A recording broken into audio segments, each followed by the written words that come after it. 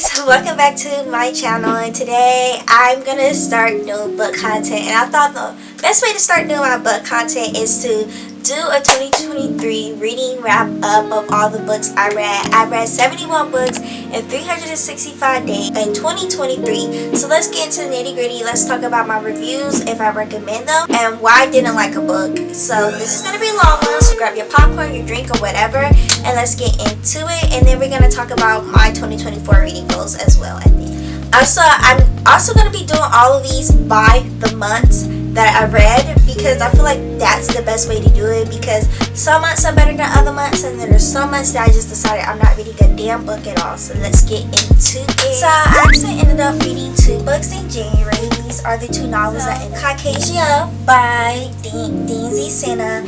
I gave this book a 4 out of 5 stars, and I heavily did enjoy it, and I do recommend that other people read it, especially if you want to read a book about black stories and intermixed with children about finding each other. And I just felt like my heartstrings were being pulled. Also, sometimes I did feel like I need to take a step back from the novel, because it felt very realistic and very close to home with just like, you know, black history.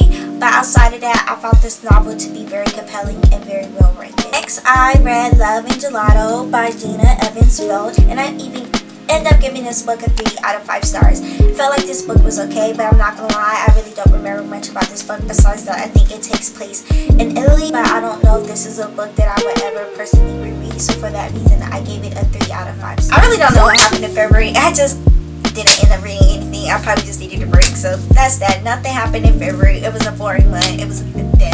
But for March, I went crazy because I had spring break, and I ended up reading 5 books in March. So let's get into the details. I started with It Starts With Us by Colleen Hoover. This is a prequel and also kind of a sequel to It Ends With Us by Colleen Hoover. Before you read this book, please check out the trigger warnings.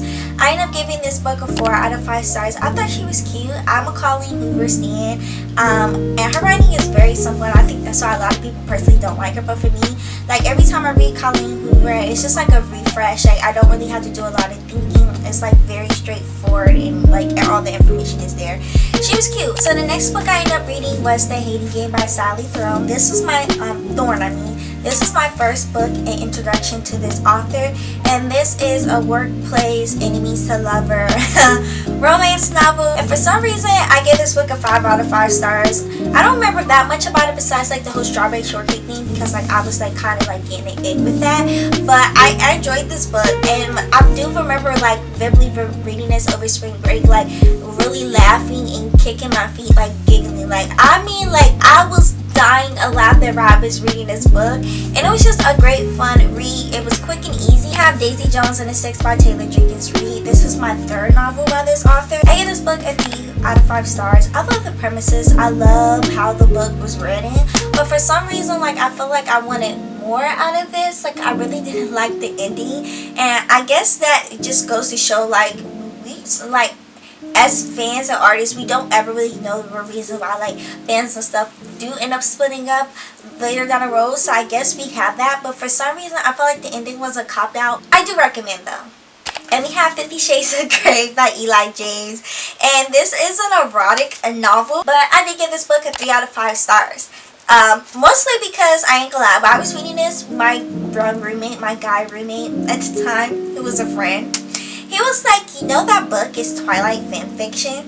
And I wasn't even halfway done with the novel when he said that. So after he said that, like that was just in my brain the whole time, and I couldn't unsee it. So for that reason, I was like, yeah, no. And for another reason, this got a 3 out of 5 stars is because I was like, is this supposed to be erotica? But then I had to remember when this book was published, and this book was published in what, like way before I was ever allowed to read 50 Shades of Grey. I wouldn't really say I would recommend this book. And March is Everything by Nicola Yoon, and I gave this book a 3 out of 5 stars.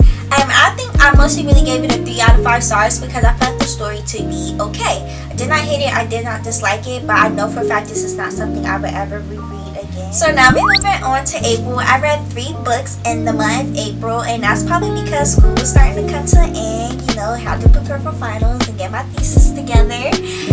So yeah, let's get into all the books that I read. Speak by Lori and Halls Anderson, and I would say before you read this book, please check up the trigger warning. And oh my god, guys, this book literally made me cry. I highly recommend that anybody reads this book.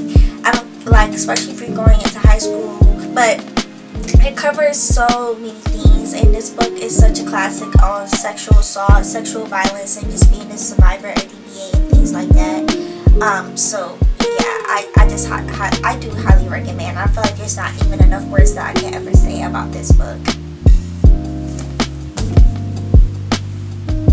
We Are Inevitable by Gail Foreman. This is my third book from her outside of If I Stay series. I wanted to enjoy this novel. I really did, because I thought I was getting a small town book romance, but that's not what you end up getting when reading this book. I give this book a 2 out of 5 stars. I did not enjoy this book. Actually, I really wanted to DNF this book, but I didn't. But looking back now, I probably really should have DNF, because I hate giving books really low ratings.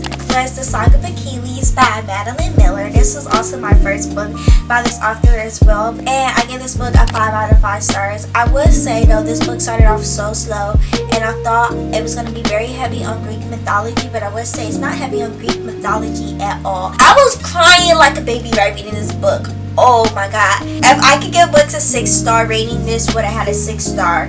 And for that, I highly recommend everybody to read this book. So we're moving into the month of May, and I read 5 books this month and that month. So we're gonna get into the nitty-gritty. Let's talk about them. How we feel about them. So the first book I ended up reading was The Overnight Guest by Heather Gudenkoff. I think that's how you say it. I apologize if I'm saying that wrong. I gave this book a 3 out of 5 stars.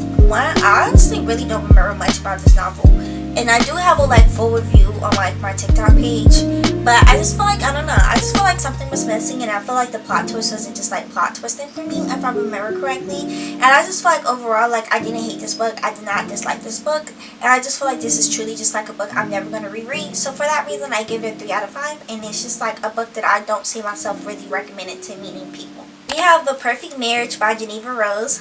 Also my first book by this author that I have ever read. This is a psychological thriller. I gave it a 5 out of 5 stars. I was having a good old time. I was gasping. I was like, oh. Literally, while I was reading this novel, it was such a page turner. And this book has 4 twists at the end. My last annotation on this book says, "This bitch is crazy."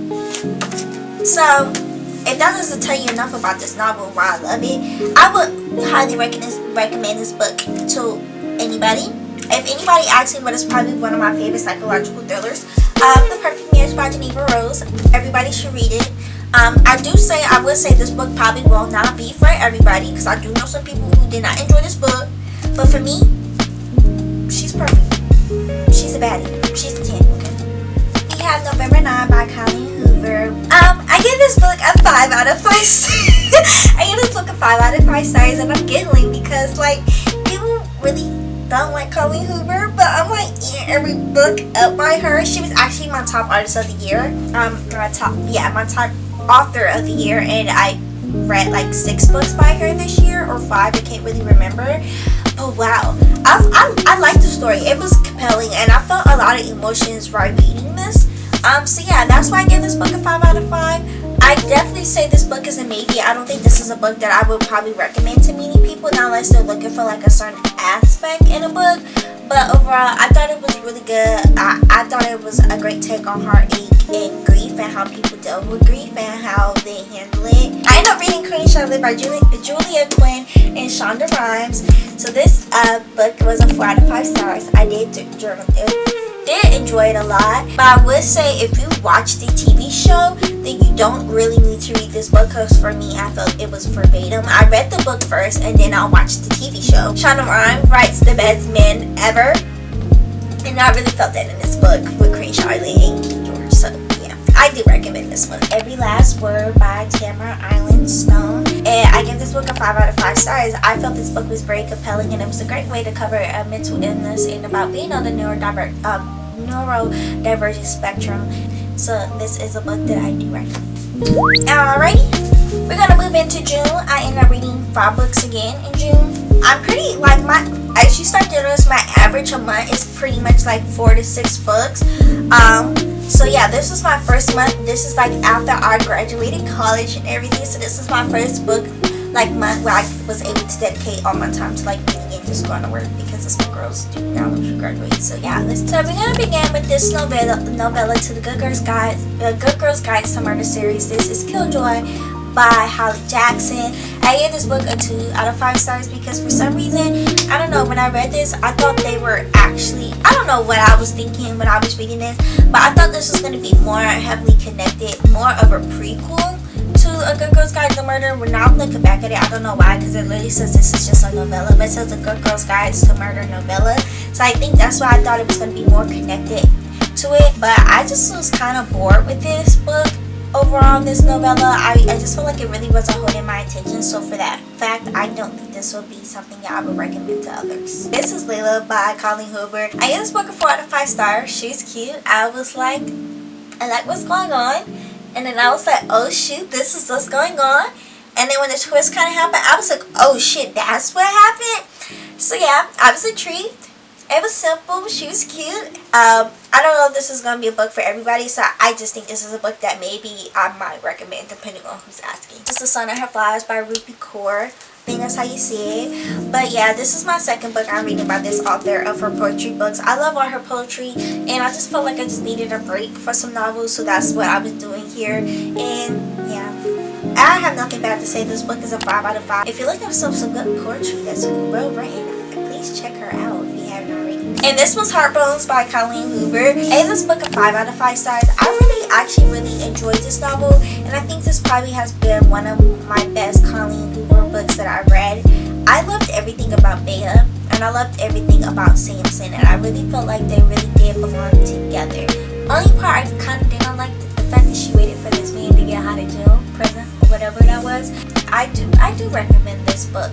Was 7 Days in June by Tia Williams. This is the first book I've ever read by this author. I gave this book a 3 out of 5 stars. This is a second chance romance, I believe, as well. But for me, I feel this book was kind of really slow. I would not sit up here and lie because I was thinking about DNFing this book. I was just like, I cannot do it. This book is not doing it for me. I would maybe recommend this book depending on who's asking, because it's not a terrible book at all. It's very well written. I just perceived there was just something that I could not resonate with this book that just took away from the aspect. And I had one of the best reading months ever. This is all the books I read in July. I read 14 books, and in this month, this is where I discovered Kindle. And I started reading, I downloaded the Kindle app and started reading Kindle on my phone, because somebody said with the Amazon account on TikTok that you can do it Amazon reading or something like that.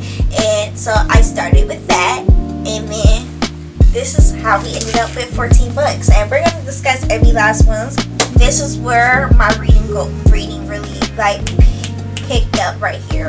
Okay, I don't know what happened. It Happened One Summer by Tessa Bailey. This was actually my first book by Tessa Bailey that I've ever read by her. But let me tell you, I was having a great time. I gave this book a 5 out of 5. For this to be my first Tessa Bailey book, the rom-com in this, the banter, I was giggling, I was laughing, I was giggling, and it's very spicy as well. The boat scene, if you know, you know.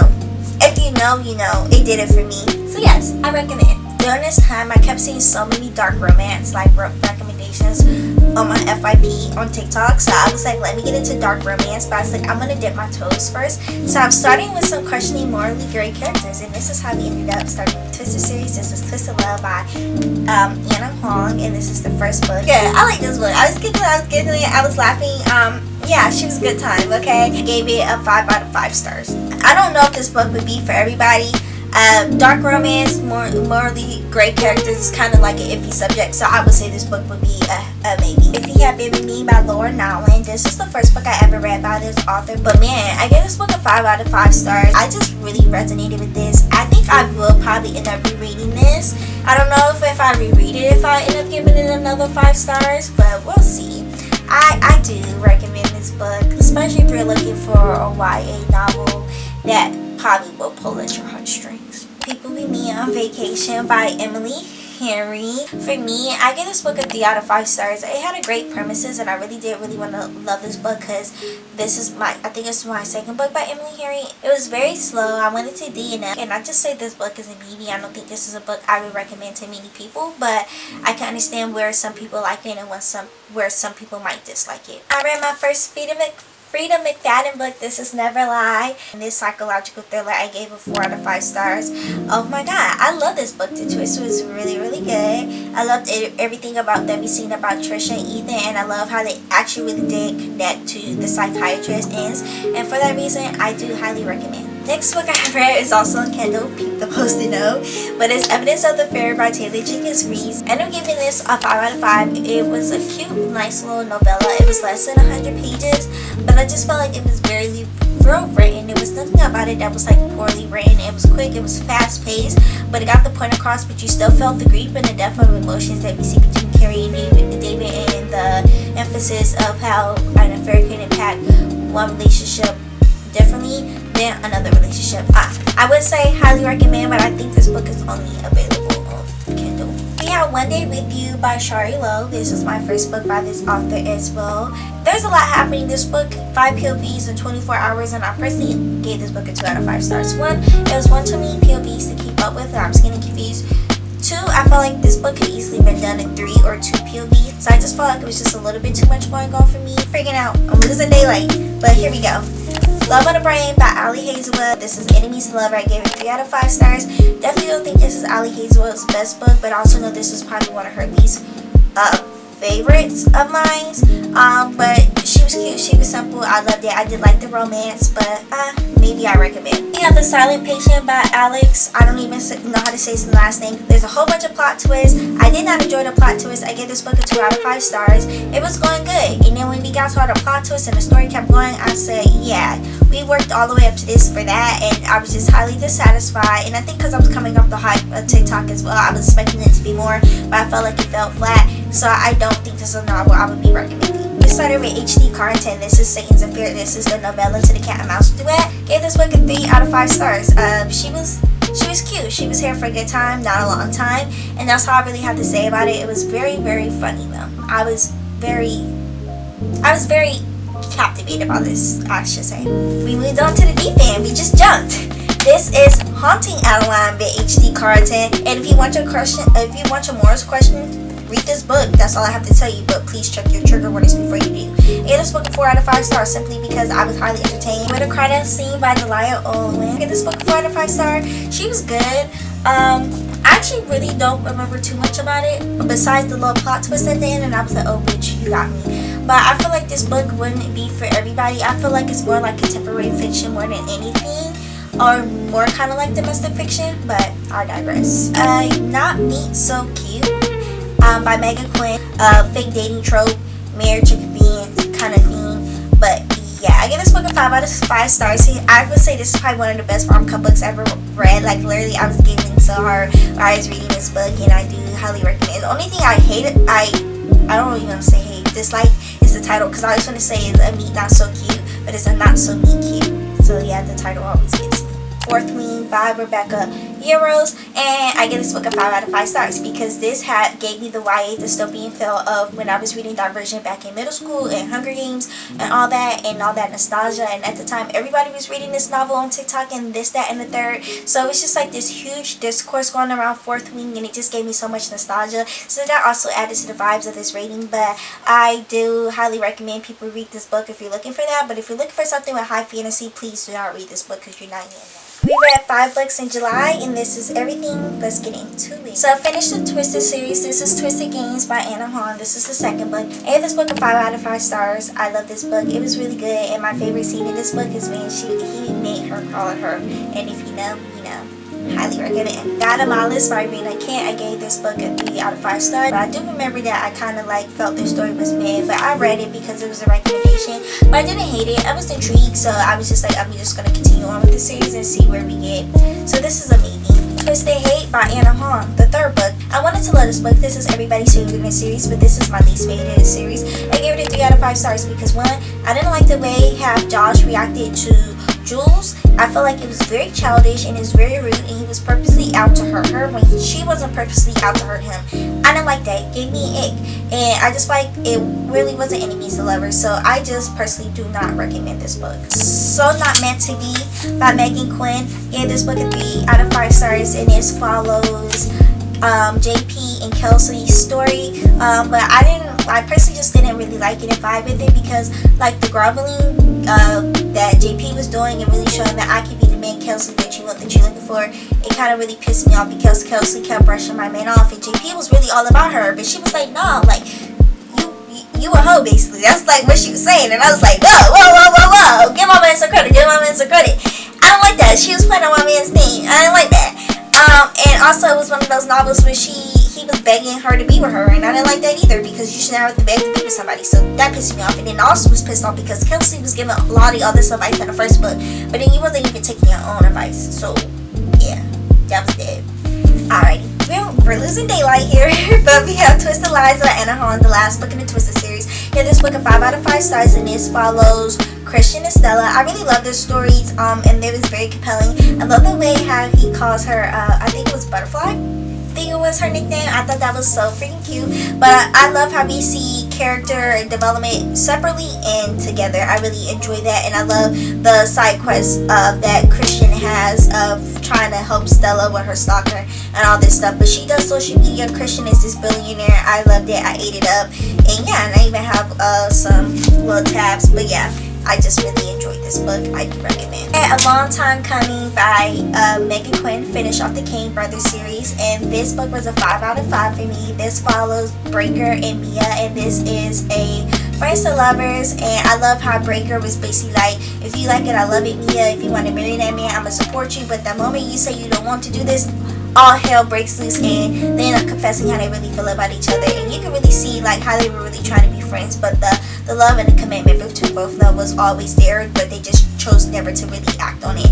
So I really enjoy that. I finished off the Cat and Mouse duet. This is Hunting Adeline by H.D. Carlton, and I gave this book a 3 out of 5 stars. I enjoyed the first half. The second half I did not really enjoy, and this wasn't like my morals being questioned. This was more like I was getting uncomfortable with this novel. I did finish, but I was just like, whoa, like, yeah, this was kind of getting a little bit too much for me. And I was just like, yeah, I can see why some people was starting to get the ick here with this. And this is September. I ended up reading 5 books, and there go the Kindle ones, so let's get into it. Don't mind the lighting. Because girl, how I went to work. It's now like 11 when I'm finishing this video, but I ended up reading Before I Let Go by Kennedy Ryan, Second Chance Romance, and I ended up getting this book out of 5 stars because I really enjoy Yasmin and Josiah, and I love how Kennedy Ryan writes about black trauma and breaking down black stereotypes that we see. For example, like how black men don't go to therapy. That's the trope that was like putting in here. And I just felt like her writing style and the way she wrote this book, I could really relate to Yasmin and both Josiah, and like thinking that you don't want something and going through something traumatic, and how a traumatic event can force people who truly love each other to grow apart, but also still find their way back to each other. And I really enjoyed that in this novel. God of Pain by Rena Kent, the second book to the Legacy of God series. I love that Carlton was like the quiet one, and then like how he's like dominant when he's got with Annika, and how Annika was like, I'm not gonna worry about Carlton anymore because Carlton ain't gonna speak. He finds me annoying, and then he's like totally in love with her, and I just loved it. So yeah, Credence by Penelope Douglas. I give this book a 4 out of 5 stars. I will say, don't agree how the characters decided to, you know, like connect with each other, but it follows Turner, who ends up moving with her Uncle Jake, who's not really her uncle by blood, but her uncle because that's her dad's like stepbrother, after her parents like end up committing suicide, and she's off in this off in this desolated area, and it's just her, Uncle Jake, Noah, and Caleb, and then some things happen. Please check your trigger warnings before reading this book. More Rena Kent with the Legacy of God series. This is Gotta Rap that ended up reading. Yeah, I just felt like it was kind of like a ripoff. I felt like it was a lot of like sex going on in the book. Then like character development, actual like issues and problems going on. So for that reason, I believe I gave this book a 3 out of 5 stars. And like I said about other ones, did not care about the parents' POV. And yeah, I just feel like a lot of character development was missing between the two. Then I got into Rock, Paper, Scissors by Alex Feeney. I gave this book a 3 out of 5 stars. I don't actually remember a lot about this book, but I do know this was like my first book club book that I've ever read, and I was really excited because it was a thriller and it was like had a really exciting premise, and I just didn't really enjoy this book. I only really enjoyed the last 25% of the book. That's what I really remember, and I just found the book to be a little confusing, and then when the plot twist kind of happened, I was just like still kind of a little confused. So yeah, this just is like a book I probably would remember. And then moving on to, oh wow, October, I ended up reading nine books, T-minus all the books that literally just fell. So we're gonna get into it. The first book I would really love to talk about, but I can't because we're currently boycotting St. Martin's Press. And if you don't know what I'm talking about, then please look up Readers for Accountability on TikTok to see what I'm talking about and why I'm participating in the boycott of St. Martin's Press. So yeah, that really sucks that I can't talk about this book because I think this is probably one of the best books that we have that I've probably read our year, and it was just like really good. But we're not talking about it. So yeah, The Birthday Girl by Penelope Douglas. This is the age gap romance. Also kind of has some forced proximity in there. And if you don't like age gap, I probably do not recommend this book, but this is a slow burn romance. It's none of that like stuff, and it's really not on the spicier side. It deals with more of like trauma and grief and moving on, and for that reason I gave this book a 5 out of 5. Was A Daily Education by Naomi Novik. This is a part of the Scholomance school series. This book was 50% world building and 50% of, oh my god, like the book is picking up what is about to happen, and then boom, it happens and it ends on a cliffhanger.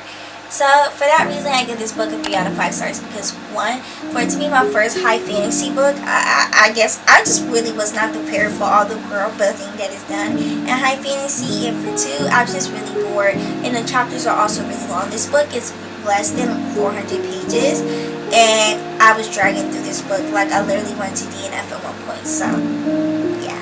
This Time Tomorrow by Emma Straub.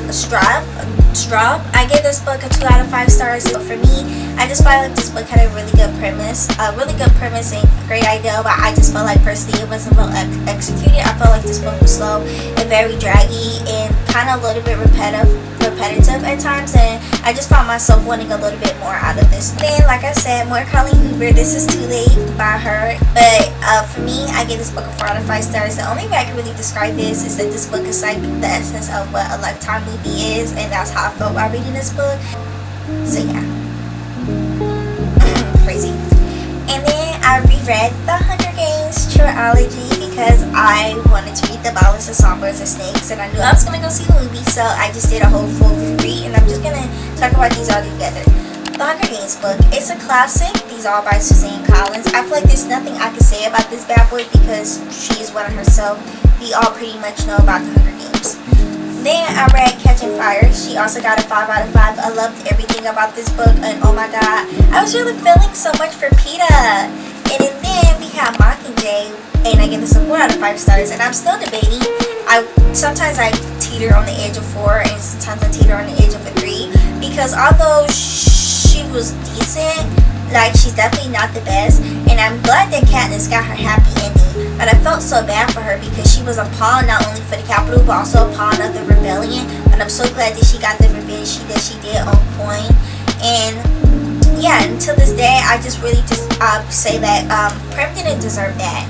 And yeah, I highly recommend all 3 of these books, the whole trilogy, because you know Suzanne Collins, she's really great at world building, and the pacing of her books are really great, and they don't take long to get through at all. I think I was reading each book like in a 1 to 2 day span, and I probably could have read them even quicker if I wasn't in like having to work and do big girl things. Oh my god, I have hair in my mouth. And then more Suzanne Collins. This is the Ballad of Songbirds and Snakes. At some parts I felt really like empathetic towards him, and then there was some parts I was just like, this man is a demon, he's a monster. I gave this book a 3 out of 5 stars, mostly because it was slow. It didn't pick up until the 180 page mark, and then after that I was like, okay.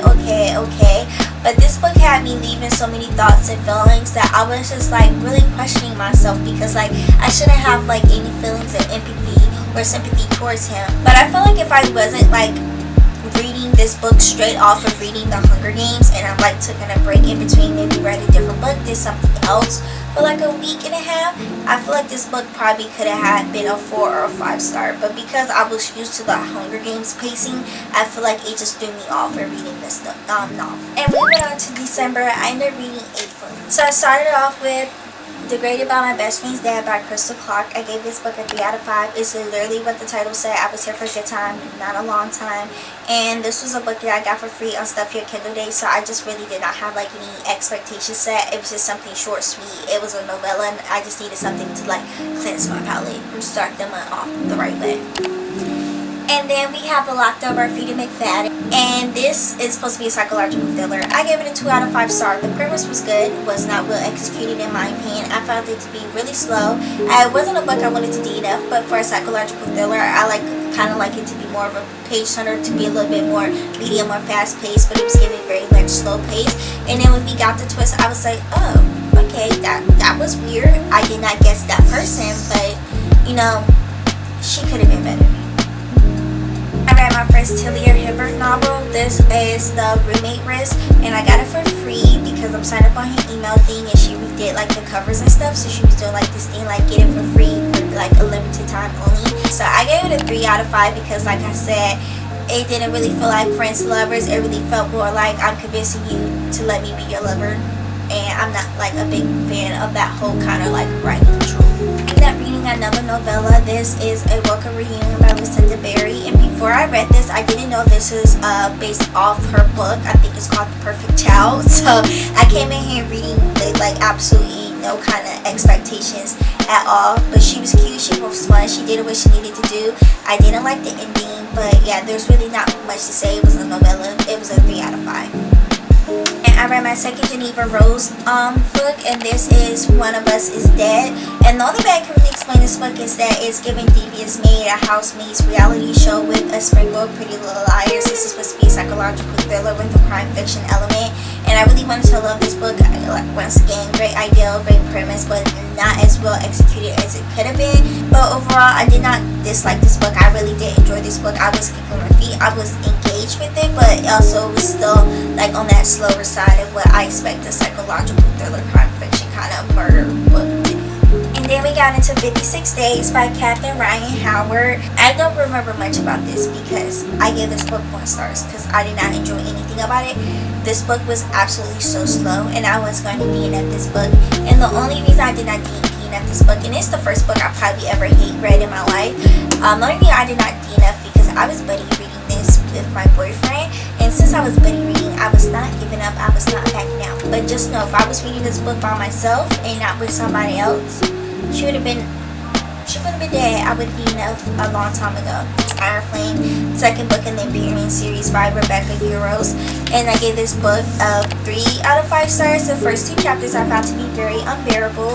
I felt the miscommunication trope between Zayden and Violet to be unbearable, and their banter to be very much unbearable. I very much enjoyed the last few chapters of this book, and I think because the first book was so much of a romantasy book, this book is definitely more high fantasy, definitely more of an information dump about all this stuff in Basket and everything else with the writer's project, the scribe project, and things like that, and the potential war that's going on. So I just felt like it was just like a lot, and this book was also way significantly longer than Fourth Wing, so it's just a lot, and I just think I personally wasn't prepared for it. But nonetheless, I still read it. As you can see, I have lots of tabs in this book, and yeah, I will still be continuing on with the series. The 4th book in the Legacy of God series, this is God of Ruin by Rena K, and I gave this book a 2 out of 5 stars, and this is probably my least favorite book so far out of the series, but I just felt like this book wasn't needed at all. Like, I just didn't really understand why we had a book about Mia and Landon. Long story short, I just was not compelled by their romance, and I was very appalled, and I just felt like we could have gotten a better story outside of Mia and Landon, and I will die on that hill. And we have the last one of the year. This is December, and I ended up reading 9 books, so let's go ahead and get into it. Starting off with another Tessa Bailey book, we have Wreck the Halls. This is supposed to be a holiday rom-com. So I gave it a 3 out of 5, and she was slow. She was kind of slow for me. I was not. And I was cringing at some of the, spiciness, like the way it was written. It was like giving me an egg. So, yeah. And then we move into my second novel by Tia Williams. This is The Perfect Five. I give this book a 4 out of 5 stars. If you get a chance, read this, but don't watch the Netflix movie. And then we have Babel by R.F. Kuang. I end up giving this book, I think, a 4 out of 5. Yeah, that's right. I gave this book a 4 out of 5. It says it's a fantasy / historical fiction, but I would say this is more of like probably a historical fiction book with magical realism.